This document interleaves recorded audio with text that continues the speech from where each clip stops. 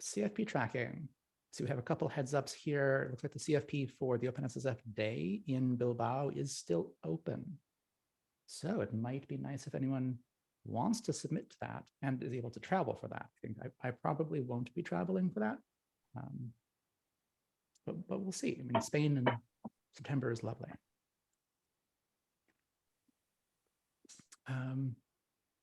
Ed, do you or maybe Frederick, do you know the KubeCon North America? Are there other tracks that still have CFPs open? And sometimes like the Cloud Native Security track runs on a different schedule. So the Cloud Native Security Conference itself is split off into its own conference, which the first one was this last February. But there is now a Cloud Native Security Village that is modeled loosely off of what you see in some of the other security conferences that are out there. So there's still something that is there. I believe that there is still room or time to submit to that. But we'll have to double check. But I believe the answer is yes. There is still opportunity for one of the co-located or villages. How do we figure out how to submit for the Cloud Native Security Village? I was thinking the exact same thing, so I will find that out. You may also want to suggest to whoever is organizing the promotion would be in order, because if that is not something that you, given your role in all of this, know on the top of your head, they've been a little too quiet about it. Completely agree. And I was thinking the same thing. Awesome. This, as a side note, the topic of CFP tracking also came up on one of the CISA calls yesterday, as folks there noted the same kind of challenges that we have often had of like getting a group of folks, their calls are 50 people, ours are 10, getting all 50 people to coordinate who's submitting where. It's tricky. We do it pretty well here. Thank you all for your connections and your insights on that. And then I don't see Andrew on the call right now, but I do think the idea of getting that sort of end-to-end Rust proof of concept into one of the conferences would be fantastic. And I think when we last discussed this, the idea was that Andrew, for other reasons, was unable to submit a talk for RustConf, but trying to get the integration working in time for RustConf, even if it wasn't actually a talk there, sort of put a stake in the ground. And Andrew has been marvelous about putting a bunch of issues on the OmniBOR-RS to help march us forward towards that. I'm consistently in awe of the orderliness of his mind. And so if you know Rust or are interested in getting into Rust, it might be worth picking one of those up. I know that picking one or more of those up is on my list currently. I just haven't gotten there yet. So did want to point that out. Yeah, and I will have a few more conversations with folks at Microsoft this week. I think next week is probably a little bit short for holidays about container integration. And what two more of the container folks reach out to me again to say, hey, we need time with you to dig into this and see if we can do it. So, oh, that would be fantastic. Maybe progress, maybe. Progress is good. We like progress. Yeah. Okay. Do you want to skip over the build tool community tracking sheet and just jump into topics? Mm-hmm. Okay. It doesn't look like anyone's added POCs to demo today or questions from implementers, so we can skip those.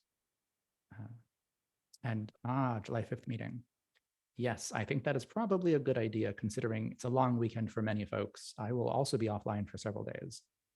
Even if we're back by Wednesday, probably not much will happen between now and then, practically speaking. Any other views on this from folks?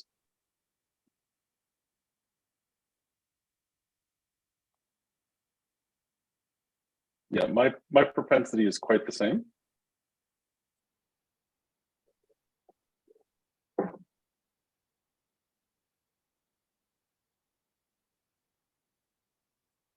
Can you hear me? Yep. Okay. I just had one earbud die, but not both of them. Let me start fixing that. Yeah, my propensity would be to cancel it as well, but part of that is very self-serving. I am actually personally out on PTO next week. But it sounds like that's working for everybody. Is that correct? Did I capture the consensus correctly?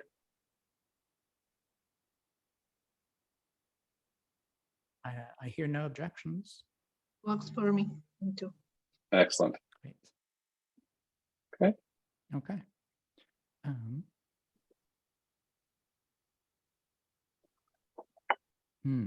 Okay. So Ed, I heard you mention earlier that yes, we do have sort of this backlog of topics. I think, is there a plan for minimum viable governance sort of also fits in the active discussions? Would you feel comfortable? I'm happy to move it there if you'd like. Moving it there, yes. It is one of several active discussions that have not quite been resolved. I think we're reaching a critical mass where I know for myself, if I have this many things on the backlog, things will start to fall off the sort of the buffer. So I would, however, say slightly in our defense that there are quite a few things, particularly on the road to initial spec, that we've either resolved in the last few meetings and they've fallen off the or are relatively close to resolution, I believe. So my the fullness of my thought is to prevent that from happening. Is there any sort of a prioritization that has been done in the meetings that I missed, or could be done in the next few minutes, so we could figure out a couple things to close in this call? So I would advocate for drawing attention to certain things. And then I think, for example, like metadata for OmniBOR, I think is relatively close. There is a PR to try and close that out. Although, well, there's two things. There's a PR that closes out part of the discussion, and then there is a second discussion that should at least be queued up and gotten in people's heads, even if we don't spend a lot of time on it, in my opinion. It should definitely be gotten in people's heads. And then last week we went through under the road to the initial spec, an update to better reflect the input manifest language to the existing spec. And that went relatively well, but there were a number of things called out, most of which have been resolved, and one of which we could use some other eyes and other minds on. I did want to introduce the common insertion of OmniBOR IDs. This is not a finished thought, but it's gotten to the point where more people who've seen more examples would be productive.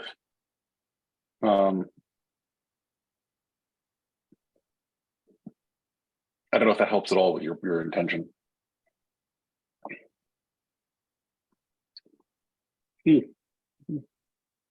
David. So on the insertion of comments, perhaps it would be interesting to have a tour of how different editors use comments to format the editor. So I know that at least VI has certain comment formats. And if we can basically maybe get a list of those from various different editor users in the audience, that might help drive a design, because if there's a common way that editors express that information, if we leverage on top of that, then OmniBOR looks a lot more like an editor, and tools likely leave the Vim comments alone. If Emacs has them, the Emacs comments alone, etc.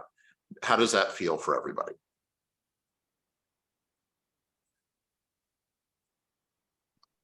All right, so we need a list of editor users. Who here doesn't use VS Code?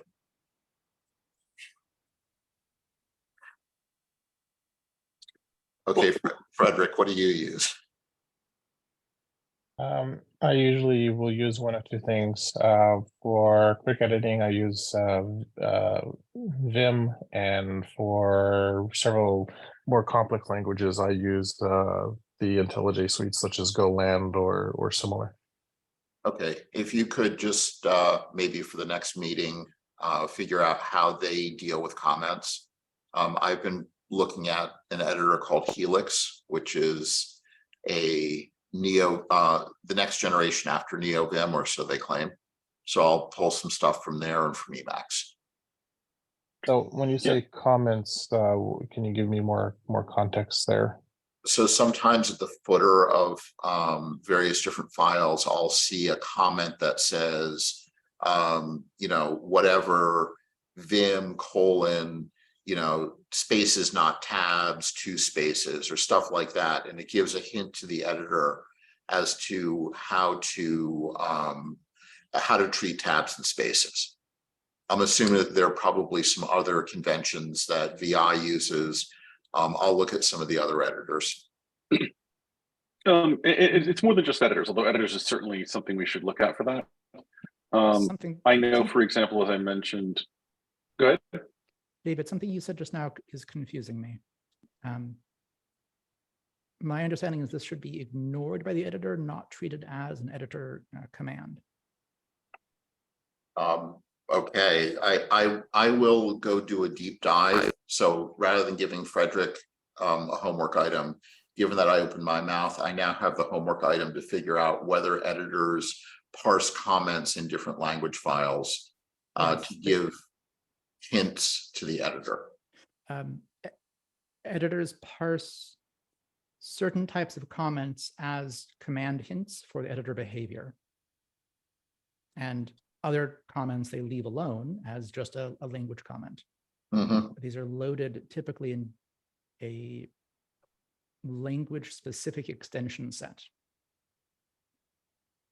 Okay, I will look into it and come back with, maybe a page or two on the editors and the comment form, the language specific comment formats that I find.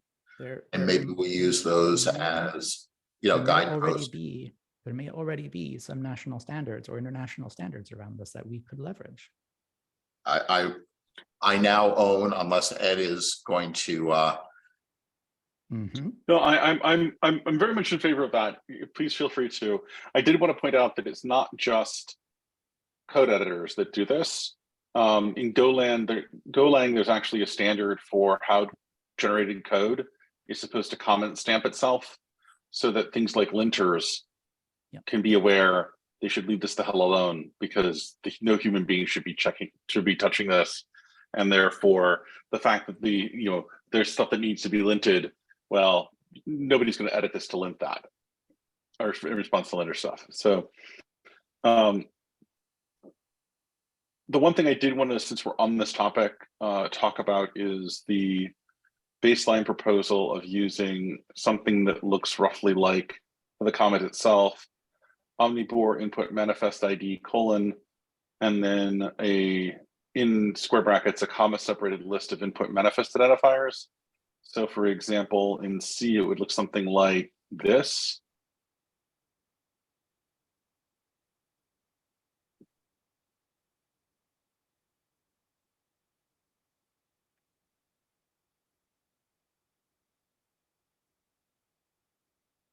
And I wanted to get a sense if that sort of made sense to people.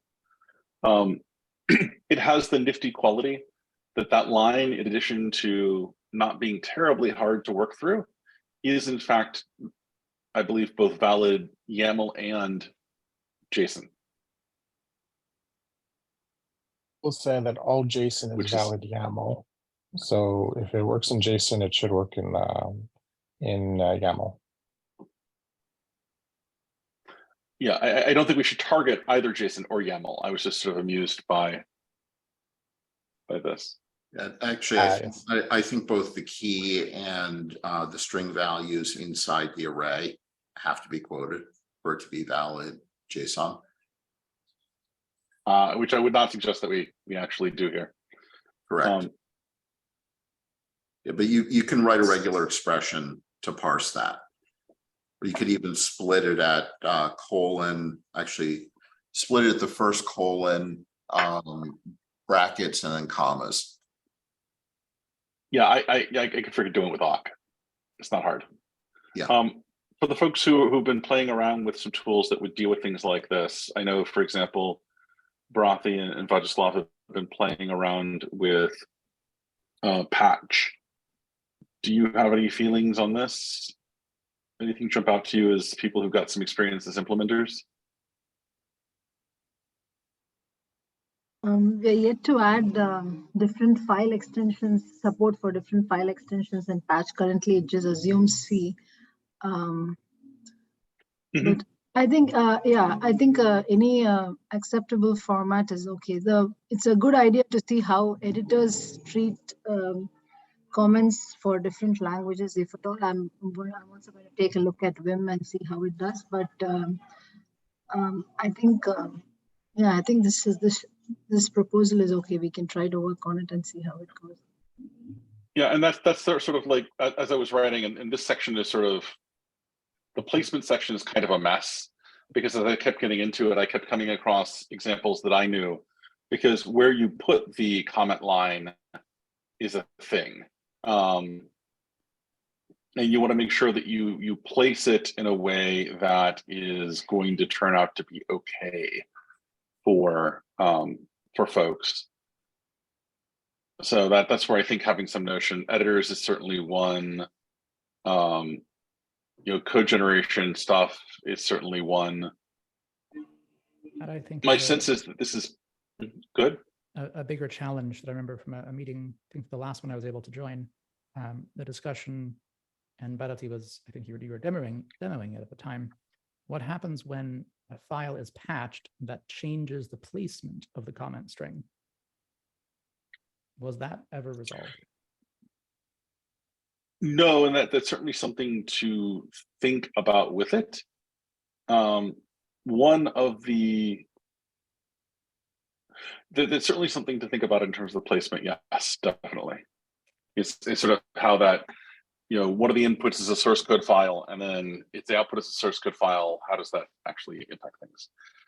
So as I said, this was just getting started. I wanted to draw some attention to it to get folks thinking, but it is unquestionably incomplete.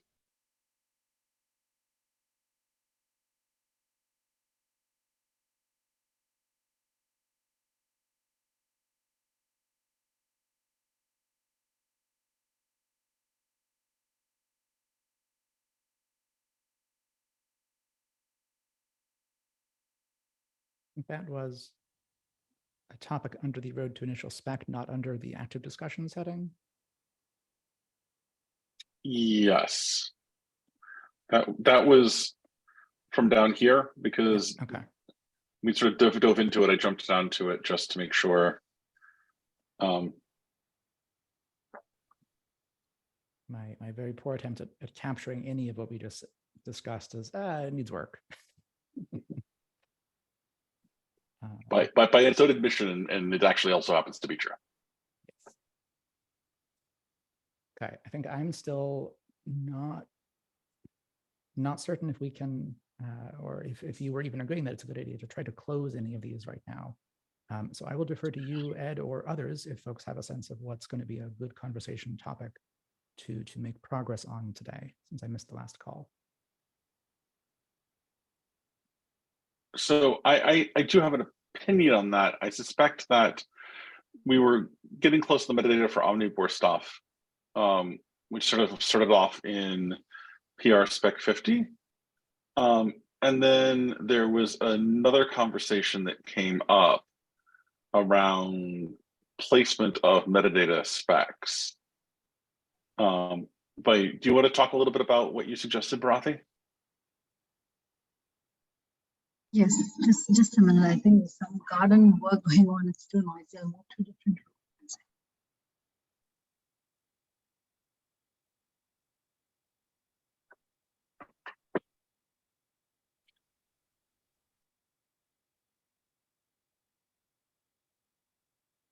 room. Yeah, so the main idea that I was trying to bring up was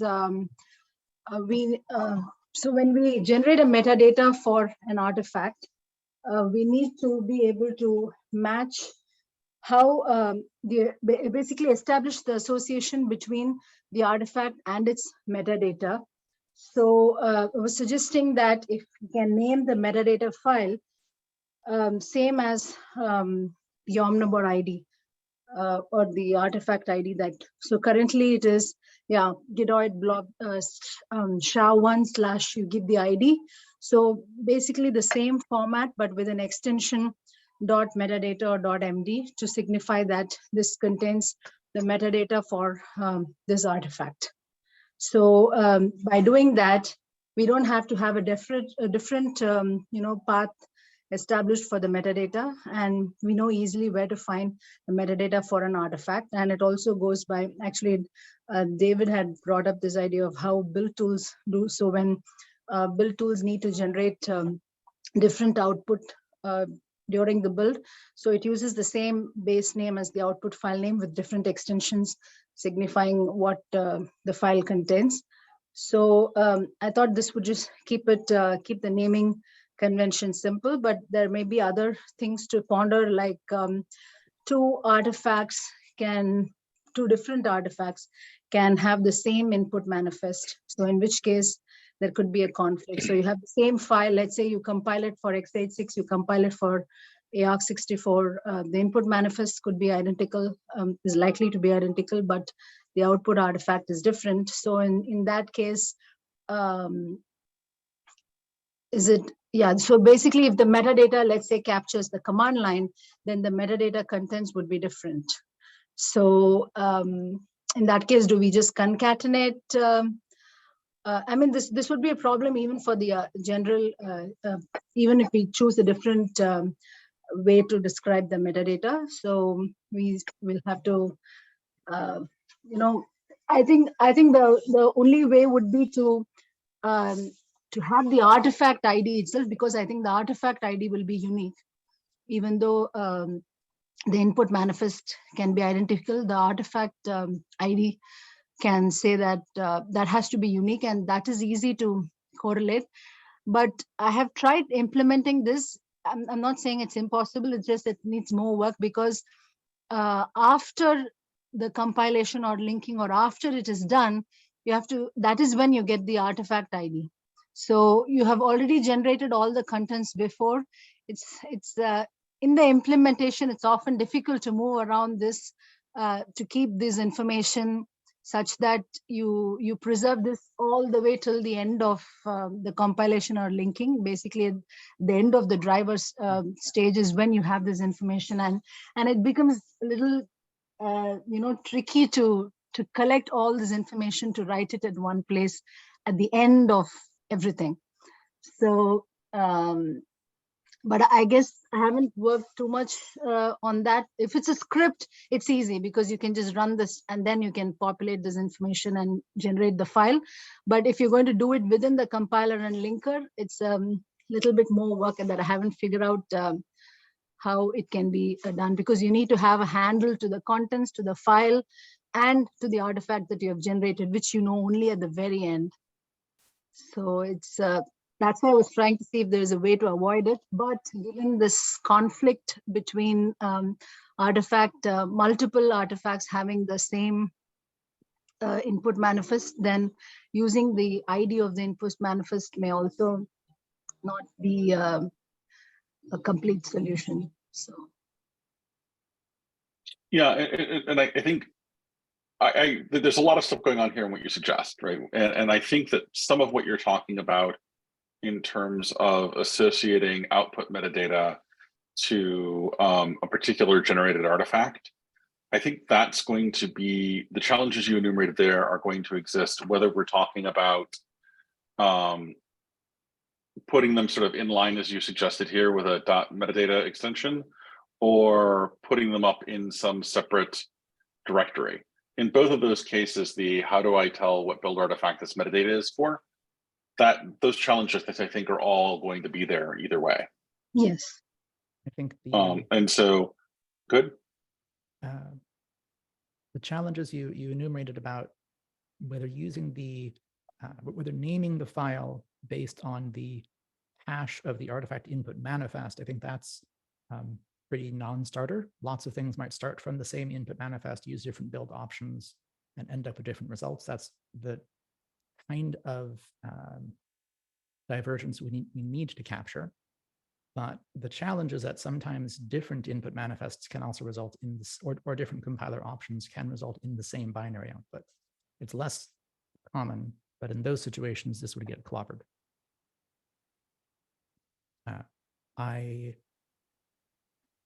I think there's a good argument for both sides of whether to store this with the file extension like .metadata. .md means markdown. So that's probably overused already. But perhaps .yaml or .metadata or something else. But whether to put it in the same directory, I see a comment in the GitHub issue that is likely to get the artifact, sorry, the metadata save pulled into sort of packaging systems, whereas putting it in a different directory would probably avoid that. I think that's a discussion to have with folks who are deeper in the packaging ecosystems, if there's a way to more consistently avoid that. I'm leaning towards put it in a different directory just to avoid that, but I also lean towards putting it in the same directory because it's very easy to just replicate the cleanup. This is part of why I was calling out though the point that Brathy had made about like how do you associate the output artifact being the same whether you were talking about in the separate directory or in the inline. And part of the reason I pointed that out is that I want to distinguish the discussion of the pros and cons of a directory versus inline from the other challenges that we have discovered in the course of exploring this thought, because I don't think it's fair to apply those other challenges psychologically as being related to the inline proposal. They're not. Right, they're just things we discovered in that discussion that apply to both proposals. Yep, agreed. So I'd be happy to provisionally pick one of those two paths, inline or separate, mark it as something to revisit later if need be, and move on in the spec discussion to try and get to the rest of those. If I could make sort of a halfway suggestion.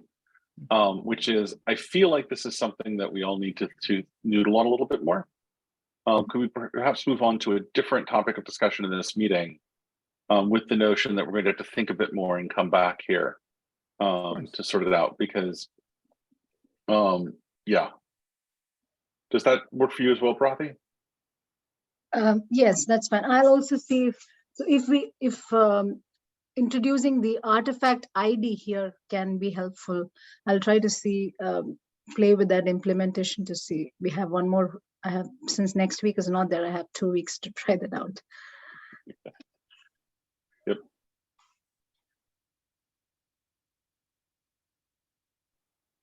Okay.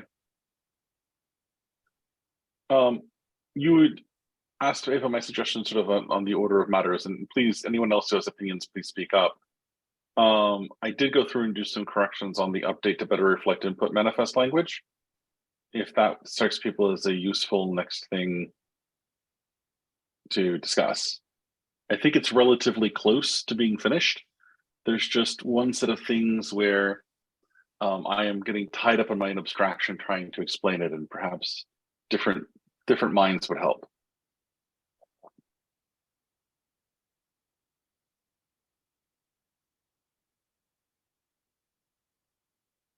Does anyone else have topics they'd like to bring up? We've got about 20 minutes left.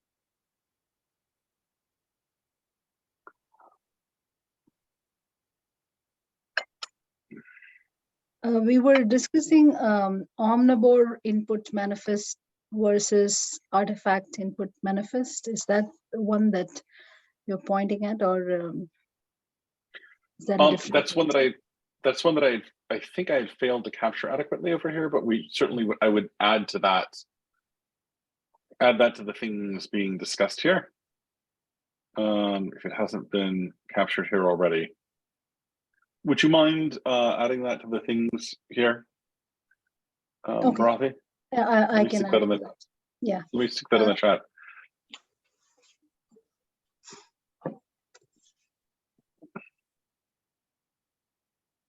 Okay. So as a quick catching up here, Eva, since you were not here for this discussion, there were effectively, we've got this much better language with input manifest, and we've tested a little bit with people. It seems to help a great deal. And it's reflected in the introductory paragraph, but it's not reflected in the rest of the spec.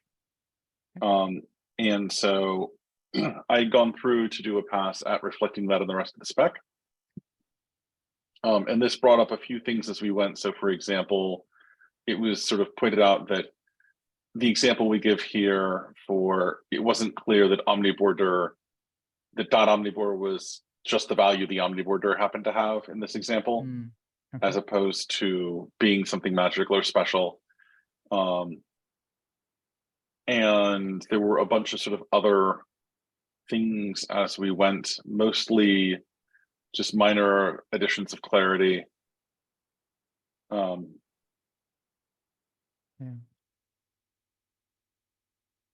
There had been a couple of typos in here that got captured. And I believe those have now been resolved.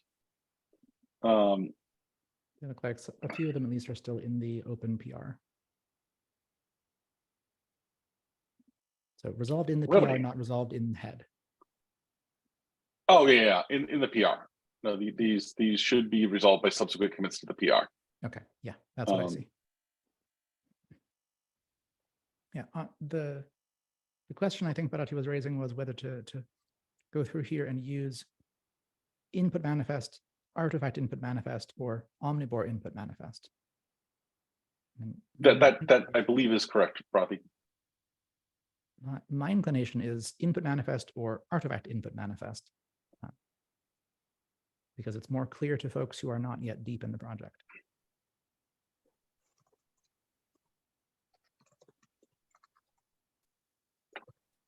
Do folks have other opinions?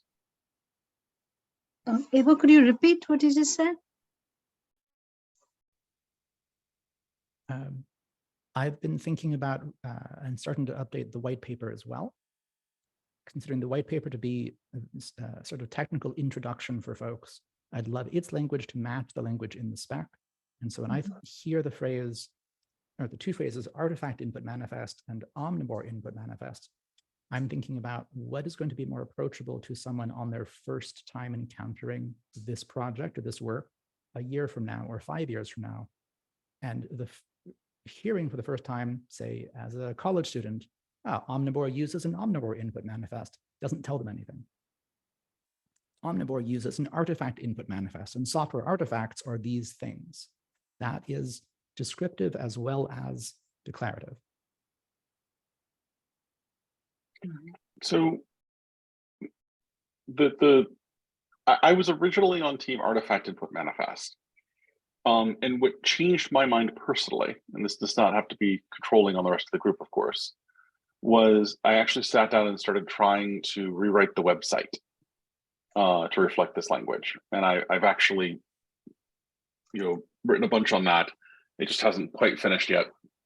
And what I found was that artifact input manifest became cumbersome compared to input manifest. And often what I was doing was referring to the input manifest of ... Yes. And so if I'm talking about the input manifest of artifact one, the artifact input manifest of artifact one becomes very cumbersome. Apologies, Ed. I'm perfectly on board with using the shortened phrase input manifest, but between the two options of OmniBOR input manifest and artifact input manifest, between those two, I currently lean towards artifact input manifest as the umbrella, which can absolutely be shortened to input manifest of artifact blah, blah, blah. I am perfectly comfortable personally with splitting this question into those two parts. Is everyone else okay with that? Yes, I think for the first time when somebody hears it, artifact input manifest with the clarification to what is an artifact is definitely, it makes it more implicit than trying to decipher what is OmniBOR input manifest. I agree. Okay. So one piece of advice here as well is for any terms that we use, also make sure to consider the acronym. In this case, it's good. In terms of like AIM or something similar. But it would also be good to take into consideration that acronym just to make sure that it's a reasonable one, that it's not going to be misinterpreted or strongly overloaded with another term. Nobody uses AOL Instant Messenger anymore, so we're all good. Yeah, that's why I'm okay with that one. But and yet my brain won't stop saying, "You've got inputs." You've got artifacts. That sounds like the opening, the sort of horror punchline to a Star Trek episode. Oh no, my artifacts. Okay. So, I mean, generally between those two, I would tend to lean towards artifact input manifest on question 1. And I think that's kind of where everybody has landed, if I'm hearing correctly.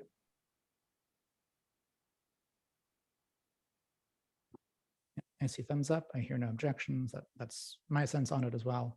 So input manifest and artifact input manifest as appropriate to the grammar. I am down with both of those. I will lodge a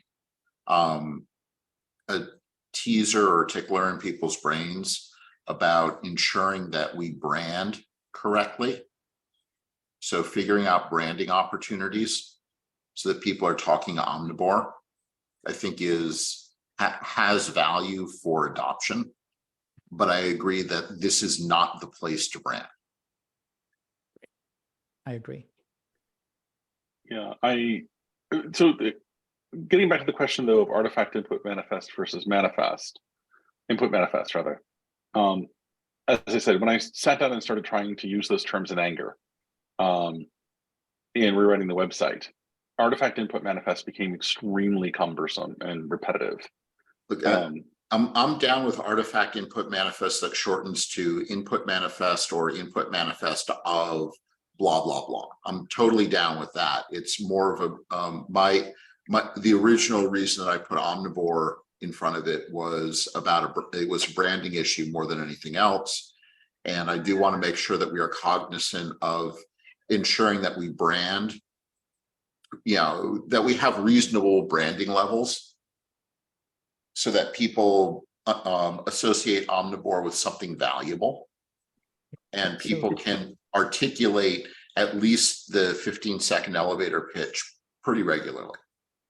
I think a way to think about that or address that question, David, which is a good one, is as the need for artifact dependency graphs becomes more normalized or more well understood, right? And the phase after SBOMs sort of permeate the software landscape.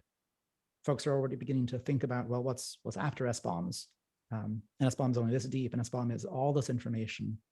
How do we make this more of a relational graph between software artifacts? There's a number of different folks who are different groups outside of OmniBOR that are already pulling on this thread of how do we start to graph the relationships between software artifacts. Terms like artifact dependency graph and artifact input manifest start to take root. And that's our branding opportunity to say, hey, OmniBOR defines a process for this. Here's a spec or a set of guidelines and a bunch of tools that already do this, that already implement support for the OmniBOR approach to graphing input manifests or artifact dependency graphs. We have a branded umbrella under which a set of technologies and standards can exist. Does that work for your brain? That works. No, I sorry, I wasn't laughing at you. I was laughing at Frederick's comment. Oh, I missed it. SBIM, software bill of input manifests. Yes. So if I could sort of throw out a suggestion, which I think will sort of split the baby, so to speak, which is essentially we could introduce this as artifact input manifests and immediately demure to within the context of OmniBOR shortening it to input manifest. Because I think that deals with my concerns about the mechanics of actual usage. without, well, I think preserving the thing that made people very interested in having the qualifier, but I leave that to the people interested in having the qualifier.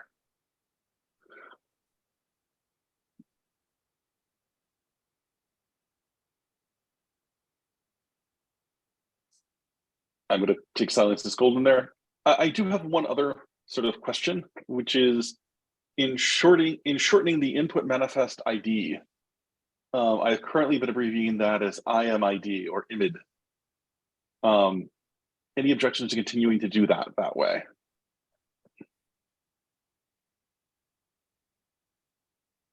I'm ambivalent on it. Okay. So let me go ahead and reply here. I think it's normal for folks to come up with acronyms for things in their domain-specific languages. That's also tends to make things harder to approach for folks who aren't part of that community. So I'm just suggest all of us consider as we're writing and speaking about this work, make sure to always define your acronyms first in every document. Assume that every document stands alone and will be the first thing somebody sees.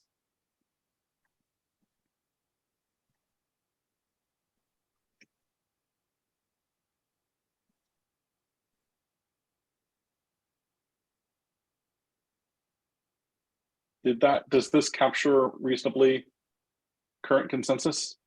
That works for me. Okay.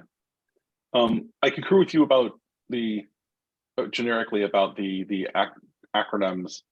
There are times when you're trying to draw a freaking picture, though, where acronyms are your friends. Absolutely. I am a big fan of ASCII art, and I need a maximum 4-character term for some arrow or box on ASCII art. I can't use 5 words. Yep. Yeah. So that brings me around to the last thing I could actually use some brain input from folks on this, and I think then we'll be relatively ready to merge it for next time, which is, I had this item, and I'll go to the broader item in context here in just a second, that basically is marked as rewrite for clarity. And that comes down to trying to define an artifact dependency graph.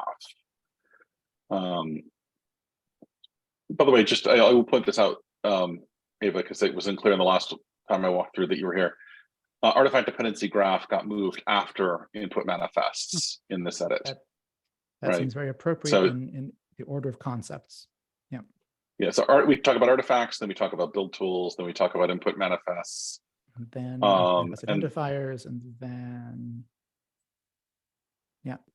okay. The header of the records, character encoding notes, embedding, construction by a build tool, give some examples, but then we start talking about the artifact dependency graph.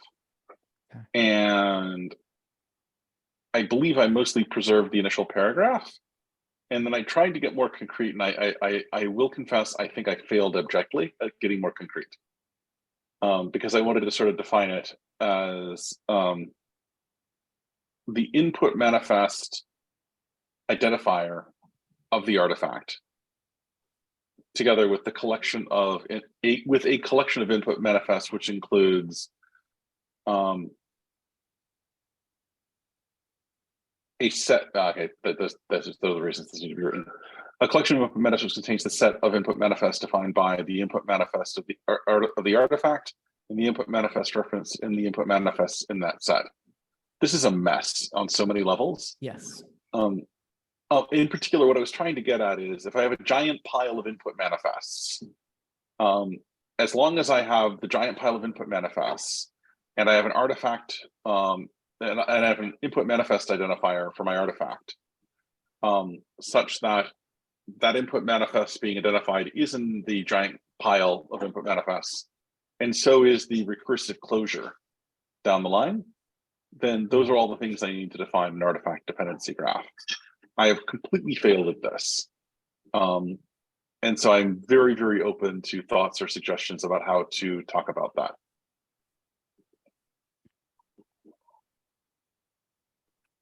May I suggest clicking the rich diff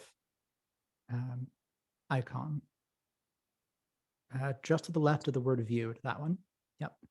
Yep. And then scroll into the bottom. That'll render it in its currently drafted form. Click on the word spec, or click on the spec file on the left side. Yep. And then click the rich diff and then scroll to the bottom. And that should show folks the way it's worded right now. All the way at the bottom. Yep. There we go. Yep.